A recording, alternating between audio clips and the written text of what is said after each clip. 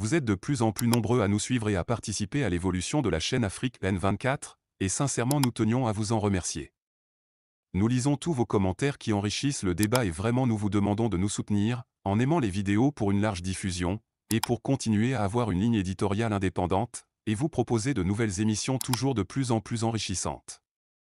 Ne restons pas passifs, soyons actifs. Merci et à bientôt. Bonjour le Togo. Bonjour les amis. Il est 4h16 à ma montre. 4h16 heure d'Allemagne.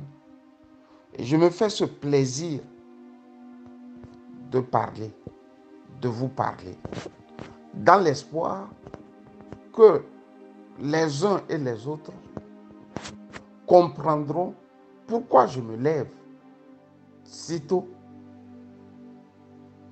pour enfin dire ma part de vérité. On ne peut pas dire sa part de vérité si on n'a pas pris soin d'écouter tous les protagonistes. Hier, je disais à un ami qui subitement me parlait de son opinion dans l'affaire Podjoro, Marc Mondji, Demka, que quand on n'a pas écouté les gens, on ne peut pas se faire une opinion. Le monsieur ou le garçon en question me disait que lui, c'est son opinion. C'est-à-dire, dans mon pays appelé Togo, les êtres qui vivent là-bas peuvent se lever et se faire une opinion sans avoir écouté personne.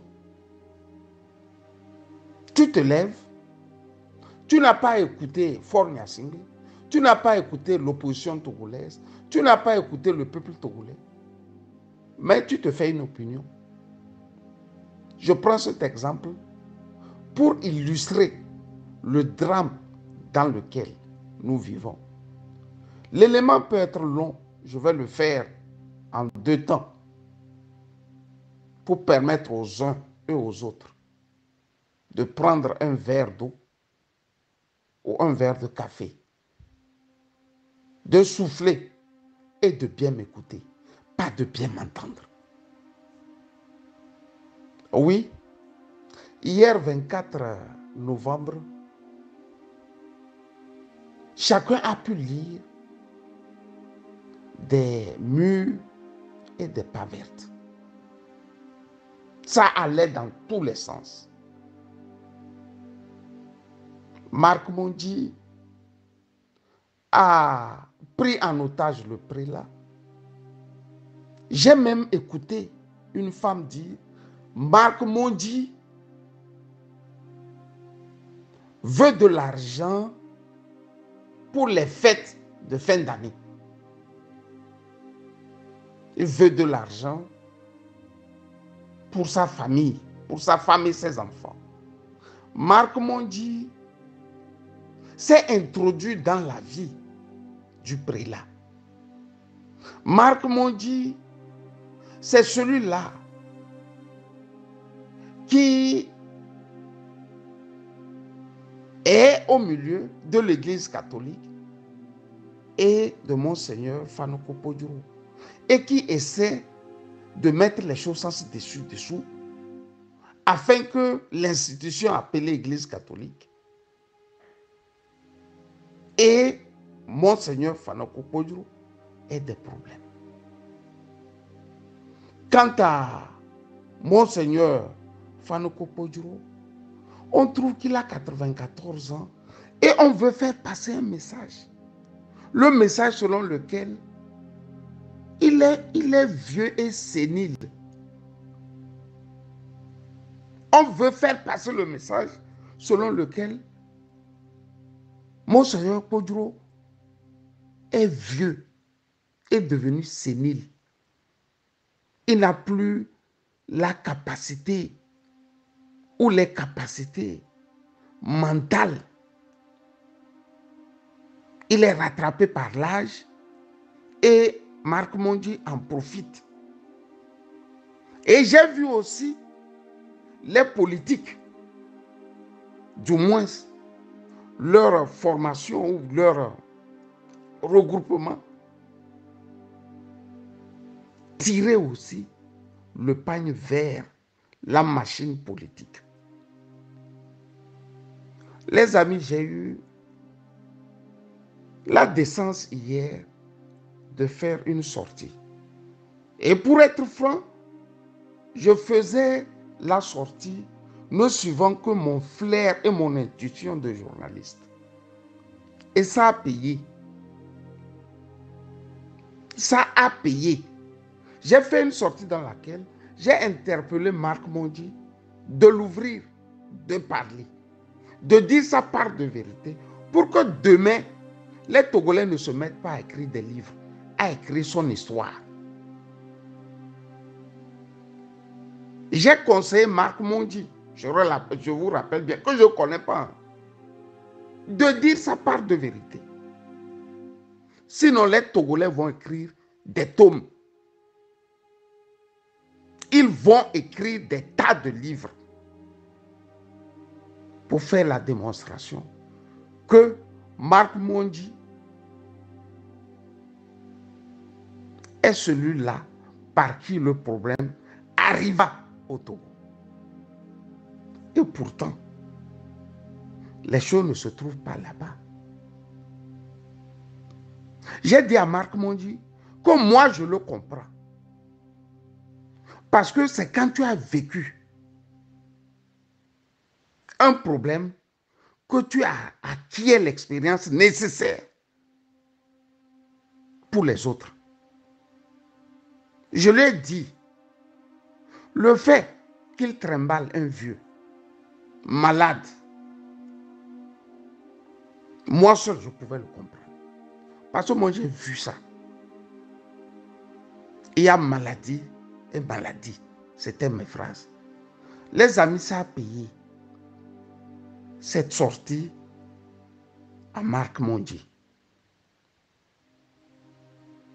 J'étais chez moi hier, ici, autour de 18h30, quand mon téléphone sonna.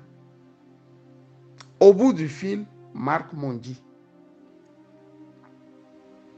À peine je décrochais que je sentis au bout un monsieur en train de pleurer. C'est la seconde fois que j'entends Marc Mondy en train de pleurer. Et je me suis fait une idée de l'homme qu'il doit être. Un homme qui craque vite. J'ai dû lui dire, Marc, de deux choses l'huile. Soit tu me dis le message que tu as passé, ou soit tu te mets à pleurer. Tu continues pas à pleurer. Histoire de le galvaniser. Pour lui dire que ici, là, il faut tenir. Parce que quand les Togolais veulent te donner les coups, ça vient dans tous les sens. Parce que c'est le peuple aussi qui peut se faire une opinion sans avoir écouté les gens. Si on dit dans une coupure de presse que tu as tué, le Togolais n'a même plus besoin d'aller vérifier. Si on dit au quartier que tu as volé, ils ne se font plus une idée. On te cloue au pilori et la sentence est trouvée. C'est la mort. Marc Mondy a pu avoir le courage après de me dire, cher Camus, j'ai reçu ton message. Message dans lequel tu me disais de parler. Camus, je ne vais pas parler. Parce que c'est ce que les Togolais attendent. Ils attendent que je dise des choses. Afin qu'ils prennent des mots dans ce que j'ai dit pour me combattre encore. Parce que la vérité là, ils la connaissent. Moi, je la connais. Je ne dirai absolument rien. Mais si je dois dire aussi, ça va emporter une institution comme l'Église catholique. Et ça va emporter même la DMK. C'est pour ça que j'ai décidé de me taire. Il essayait de m'expliquer beaucoup de choses. Quand Monseigneur Kodjo lui-même a pris le téléphone, mon fils Camus, Monseigneur a pris tout le temps du monde et m'a expliqué d'Accra à Stockholm, passant par le Bénin, le Ouagadougou, leur itinéraire. C'est là que j'ai compris que Monseigneur avait une capacité mentale, une tête fraîche que moi qui vous parle n'en a pas. C'est une bénédiction de Dieu. C'est une bénédiction de Dieu que d'avoir un vieillard de 94 ans dévisé sans faire d'erreur. Et ce qui est hallucinant ici est que quand Marc Mondi oubliait quelques passages de leur Odyssée, c'est Monseigneur qui lui rappelait. Marc, ici, là, tu as oublié. Pour vous dire que le message que les Togolais veulent faire passer là, message selon lequel c'est Marc Mondi qui manipule, ne tient pas et ne tiendra pas. Je vais vous expliquer pourquoi ça ne tient pas et ça ne tiendra pas. J'ai fait un travail journalistique hier. Monseigneur m'a dit, enregistre ce que je suis en train de te dire. Et Marc Mondi aussi m'a dit, enregistre ce que je suis en train de dire. Mais je ne pouvais pas les enregistrer. Je n'ai pas cette habitude d'enregistrer les gens. J'enregistre les gens quand je vous demande, je veux une interview. Quand vous me donnez votre accord, quand nous parlons, je vous enregistre. Mais appeler quelqu'un et se mettre à l'enregistrer, cela relève de l'espionnage. Je n'ai pas cette éducation. Marc, je ne vais pas vous enregistrer. Monseigneur, je ne vais pas vous enregistrer. Ma première question, puisque sur les réseaux sociaux, les Togolais disent que Marc Mondi s'est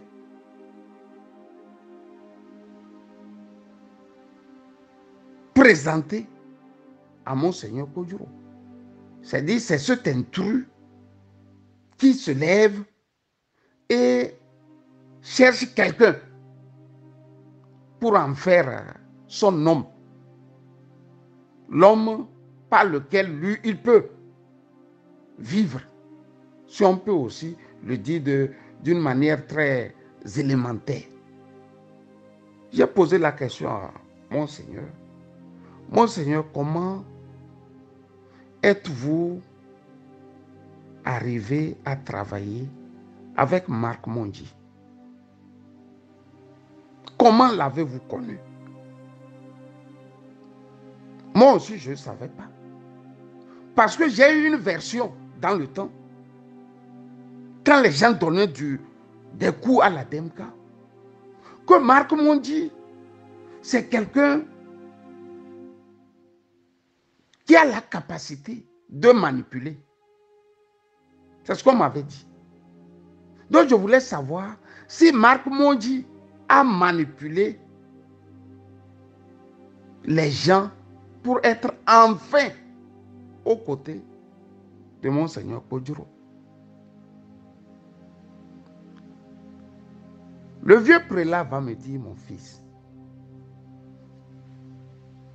je ne connaissais pas Marc Mondi.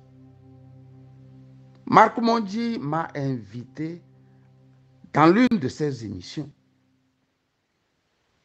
Et après l'émission, nous avions eu une discussion. Et entre-temps, je cherchais un assistant. Je n'avais pas trouvé quelqu'un à mon goût. J'ai posé la question à Marc Mondi s'il peut me servir d'assistant. Tu peux travailler avec moi comme mon assistant. Les débuts, il n'en a pas voulu. Mais après, il a cédé. J'ai ces phrases-là de Monseigneur Podjuro, qui est plus jeune dans la tête que nous tous, jeunes Togolais réunis. Comme pour vous dire que ce n'est pas Mondi qui a cherché l'amitié avec le prélat, mais bien le contraire. Mais bien le contraire. Secondo, on a dit que Marc Mondi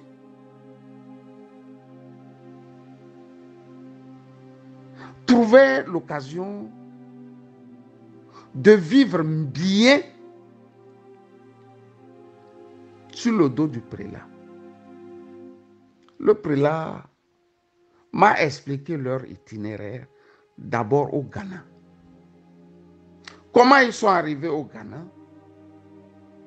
Comment 3 ministres ghanéens sont venus à eux et leur dire qu'ils vont les aider à s'installer au Ghana. Ils vont leur chercher une maison. Les jours se sont écoulés, les semaines, les mois. Les 3 ministres n'arrivaient pas à leur trouver une maison. Marc Mondi s'est jeté dans la ville Accra et il a finalement trouvé une maison. Et il a renchéri, Podjuro m'a dit, une maison propre, grande, à leur goût. Ils ont pris les locaux et, comme vous le savez, au Ghana, surtout les riches Ghanéens vers East Legon et consorts, moi-même j'ai vu ça en 2019, ils peuvent vous construire des appartements 30, 40, 15 selon la taille financière de celui qui veut réaliser les œuvres. Mais ils prennent toujours soin de mettre une piscine pour tout le monde. La piscine, c'est pour tous ceux-là qui vivent là-bas. Les choses comme ça, vous les avez aussi en Chine, où on vous met une piscine en haut de l'immeuble, où tout le monde peut monter, aller nager. Mais la piscine appartient pas à une personne, mais à tout l'immeuble. Ce que les politiques de la DEMCA vont me raconter est que Marc Mondi aime tellement le luxe insolent qu'il a pris une maison avec piscine. Hier, j'ai découvert la vérité. Ils ont pris un appartement, mais la piscine n'était pas inclue dans l'appartement. C'est une piscine publique à tous ces locataires qui vivent là-bas. J'ai voulu dire aux Togolais d'être un peu éveillés. On ne se fait pas une opinion quand on n'a pas écouté les gens. J'ai voulu aussi dire aux Togolais ce que Kodjuro m'a raconté. De leur vie à Stockholm. Comment ils sont partout traqués. À Stockholm, ils ont vu aussi des hommes d'église, des cardinaux, qui ne leur donnent pas l'accueil attendu. Et cela peut s'expliquer. Les cardinaux, les évêques, les prêtres du monde entier qui ont connu l'Odyssée de Kodjuro vous démontreront par A plus B que ça a toujours été comme ça. Quand tu livres bataille, guerre avec un pouvoir politique, tu deviens ennemi de l'Église catholique.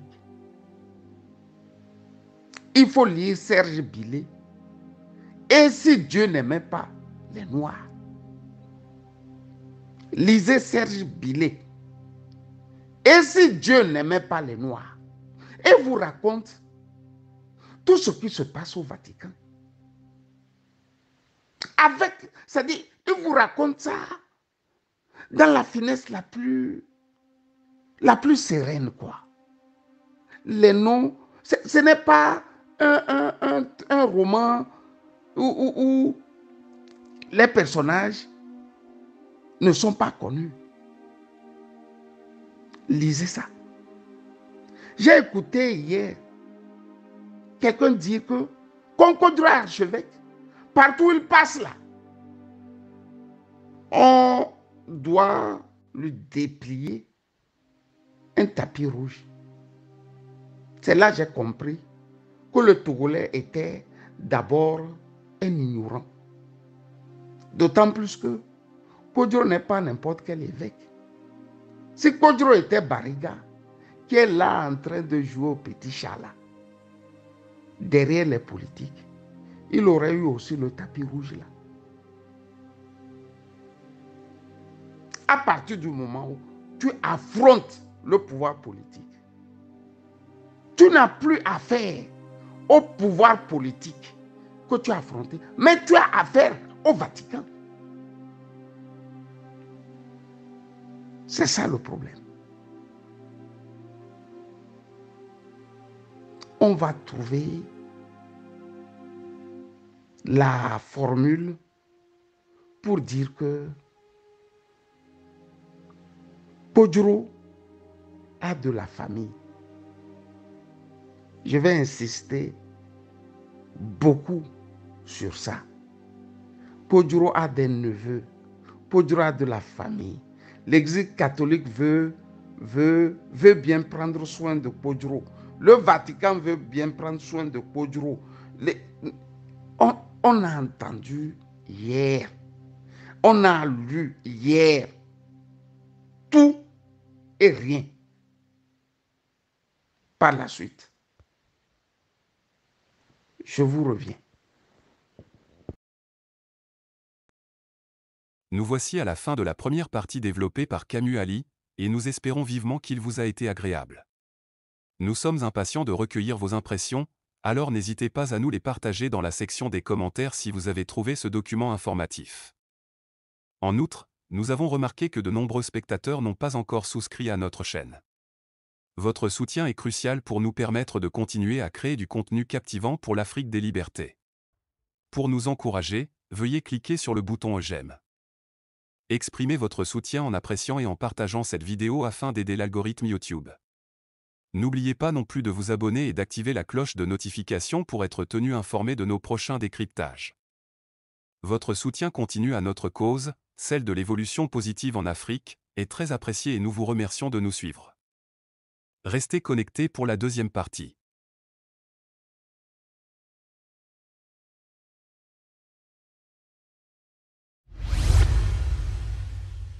Likez la vidéo si ce n'est pas déjà fait. Laissez aussi votre point de vue en commentaire. Abonnez-vous et cliquez aussi sur la petite cloche de notification pour ne rien rater de nos prochaines vidéos. N'oubliez pas de partager aussi la vidéo et de la liker.